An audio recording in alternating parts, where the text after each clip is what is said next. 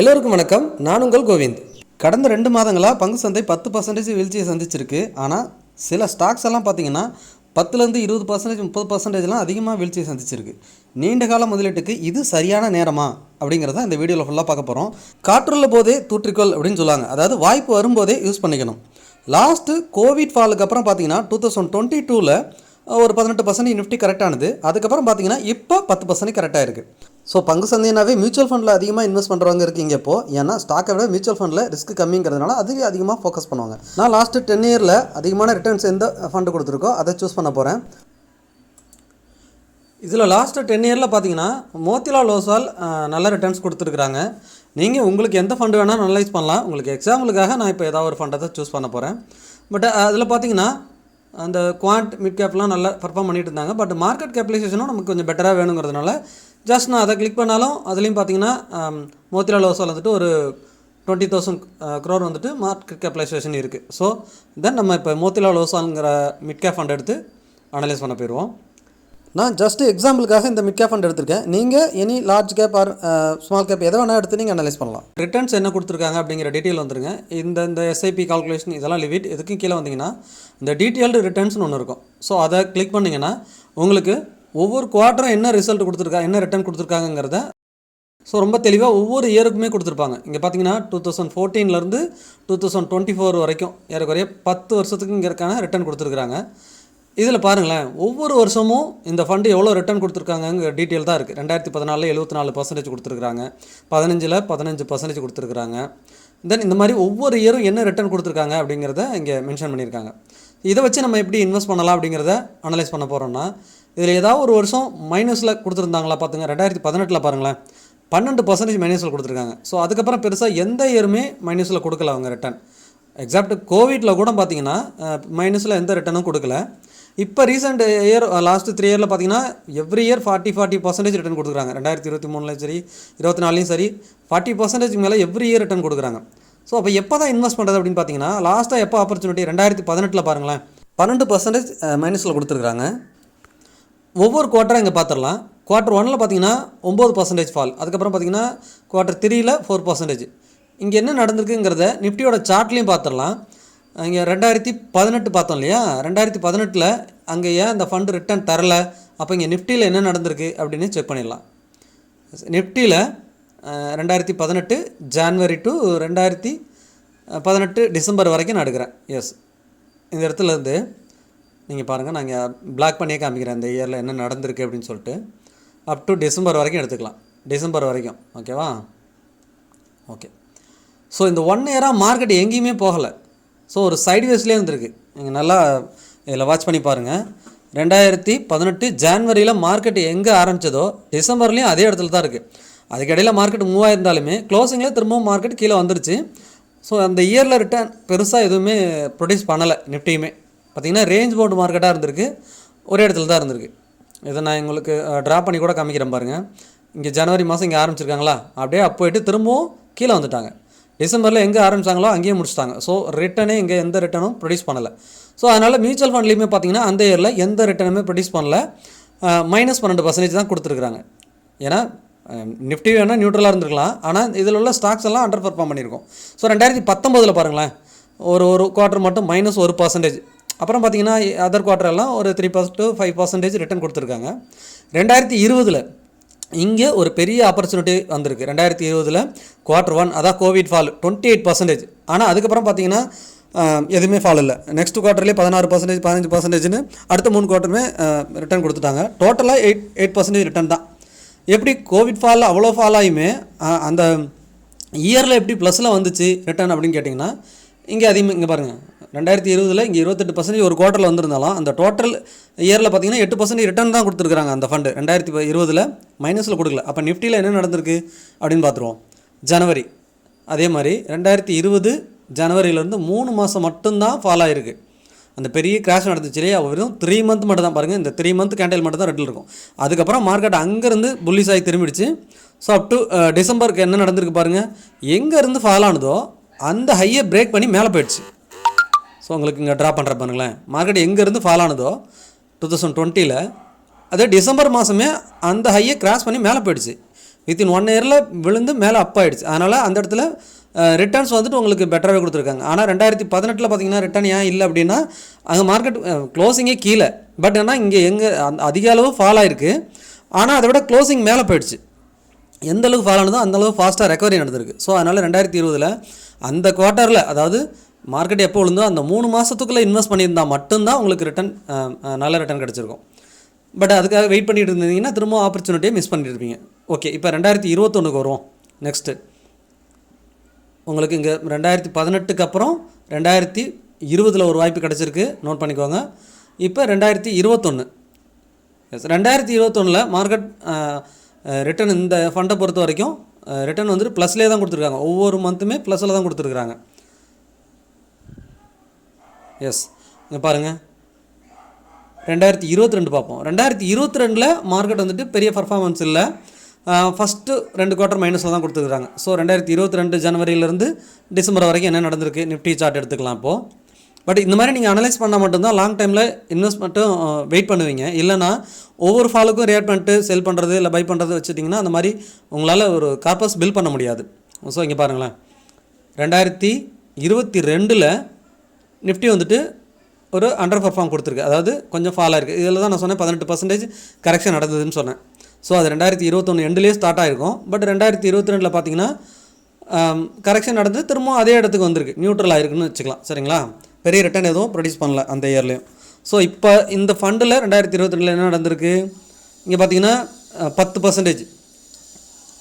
So 2 quarter minus ஆகிருக்கு. அதுக்கப்புறம் டோட்டலாக 10%, அதாவது 3ஆவது குவார்ட்டரில் மட்டும் 22% ரிட்டர்ன் வந்திருக்கு. ஸோ இது எப்படி ஒரு குவார்ட்டர் மட்டும் ரிட்டர்ன் வந்திருக்கு அப்படின்னு பார்த்தீங்கன்னா இங்கே பாருங்களேன், இங்கே 2 குவார்ட்டர் விழுந்துட்டு 3ஆவது குவார்ட்டரில் எவ்வளோ பெரிய க்ரீன் கேட்டல் பாருங்கள். ஸோ அதனால தான் அந்த இடத்துல இங்கே இவ்வளோ ரிட்டர்ன் கொடுத்துருக்காங்க அந்த குவார்ட்டரில் மட்டும். ஸோ டோட்டலாக 10%, 2 மாதம், அதாவது 2 குவார்ட்டரில் 5%, அப்புறம் ஒரு 1%, 2% மைனஸில் கொடுத்தாலுமே அந்த 1 குவார்ட்டரில் 22% ரிட்டர்ன் கொடுத்ததுனால ஓவரால் 10% ரிட்டர்ன் வந்துருச்சு. ஸோ 23 பார்ப்போம். இப்போ 2023 பார்த்தீங்கன்னா ஃபஸ்ட் குவார்ட்டர் மட்டும் -2%, அப்புறம் எல்லா குவார்ட்டரும் பார்த்தீங்கன்னா மைனஸ்லேயே இல்லை ப்ளஸ்லேயே தான் இருக்கிறாங்க.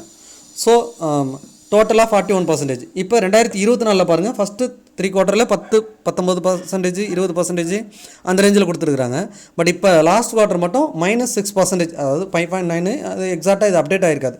ஸோ 6%க்கு மேலே ஃபால் ஆகிடுச்சு. இப்போ டோட்டலாக இந்த வருஷம் 48% ப்ளஸில் தான் இருக்கிறாங்க. ஆனாலும் இங்கே பாருங்களேன், 2022 ஒரு 5% ஃபாலுக்கு அப்புறம் இப்போ 2024 5% ஃபால் இந்த ஃபண்டில் இப்போ தான் வந்திருக்குது. ஸோ இதை இங்கே சார்ட்டில் பாருங்களேன், இந்த இங்கே வாட்ச் பண்ணுங்கள்.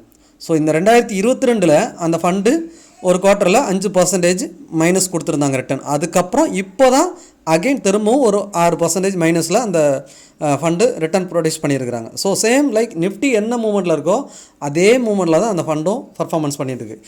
ஸோ 2022 ஒரு ஆப்பர்ச்சுனிட்டிக்கு அப்புறம் இப்போ 2024 2 வருஷத்துக்கு அப்புறம் அந்த ஆப்பர்ச்சுனிட்டி வந்திருக்கு. ஸோ இதுக்கப்புறம் வர எல்லா ஃபாலையுமே நம்ம ஆப்பர்ச்சுனிட்டியை மிஸ் பண்ணாமல் பார்க்கணுங்கிறது தான் என்னோடய வியூ. ஸோ இந்த 5% ஃபாலுங்கிறது 2022 அப்புறம் இப்போ தான் வந்திருக்கு. ஸோ அதுக்கு முன்னாடி 2020, அதுக்கு முன்னாடி 2018. ஸோ பாருங்களேன், இப்போ இதை வச்சே நீங்கள் எப்போ இன்வெஸ்ட் பண்ணலாம் அப்படிங்கிறத அஸ்யூம் பண்ணியிருப்பீங்க. இந்த ஒவ்வொரு குவார்ட்டர் ரிலீஸ் பண்ணுறப்பையும் அவங்களோட ரிட்டர்ன்ஸ் ப்ளஸில் இருக்கா மைனஸில் இருக்கா அப்படிங்கிறத இங்கே மணி கண்ட்ரோல் வெப்சைட்லேயே உங்களால் பார்க்க முடியும். ஸோ அப்போது இப்போ ரீசெண்ட் டேஸில் பாருங்கள், 2022 அப்புறம் 23, 24 உங்களுக்கு எந்த ஒரு ஆப்பர்ச்சுனிட்டி கிடைக்கல. இப்போ தான் ஒரு 6% மைனஸில் ப்ரொடியூஸ் பண்ணியிருக்காங்க. ஸோ இப்போ உங்களுக்கு என்ன தோணுது, 2022 அந்த ஆப்பர்ச்சுனிட்டி வந்தது தெரியுதா? ஸோ அதே மாதிரி தான் இப்போ பாருங்களேன், லாஸ்ட் 1 மந்தில் இங்கே கூட டோட்டலாக கொடுத்துருக்காங்க பாருங்கள், 6.8% லாஸ். நிஃப்டி 6 ஏன்னா 10% நிஃப்டி போயிடுச்சு. இங்கே இன்னும் அப்டேட் பண்ணலன்னு நினைக்கிறேன், அதனால் காட்டிகிட்டு இருக்கு. ஸோ இங்கேயுமே இன்னும் அப்டேட் பண்ணியிருக்க மாட்டாங்க டோட்டலாக, ஏன்னா இந்த மந்த் இன்னும் கம்ப்ளீட் ஆகலை. அதனால் Q4 இது வரைக்கும் 5% மைனஸில் கொடுத்துருக்காங்க. இன்னும் கம்ப்ளீட் ஆகலை இல்லையா? அதனால் கம்ப்ளீட் ஆன பிறகு இன்னும் கொஞ்சம் அப்டேட் பண்ணுறதுக்கு வாய்ப்பு இருக்குது. அப்போ இன்னும் மைனஸில் அதிகமாக தான் ஆகும். ஸோ இந்த மாதிரி நீங்கள் அனலைஸ் பண்ணிட்டீங்கன்னா இப்போ இன்வெஸ்ட் பண்ண ஸ்டார்ட் பண்ணலாம் அப்படிங்கிறது உங்களுக்கு புரிஞ்சுக்கலாம். இங்கே பாருங்களேன், லாஸ்ட் 1 வீக்கில் மட்டும் 3.8%, 1 மந்த் பார்த்தீங்கன்னா 6% ஃபால் ஆயிடுச்சு. டோட்டலாக மிட் கேப் ஃபண்டு எல்லாமே, இது எல்லாமே மிட் கேப் ஃபண்டு தான். இப்போ நீங்கள் வியூவில் பார்க்குறது எல்லாமே மிட் கேப் ஃபண்டு தான். இதில் எல்லாமே என்ன ரிட்டர்ன் கொடுத்துருக்காங்க, லாஸ்ட்டு 1 மந்தில் என்ன ரிட்டர்ன் கொடுத்துருக்காங்க பாருங்களேன். மோஸ்ட்லி அதிகபட்சம் 10% வரைக்கும் மைனஸில் கொடுத்துருக்காங்க. இந்த HSBC அதெல்லாம் 10%.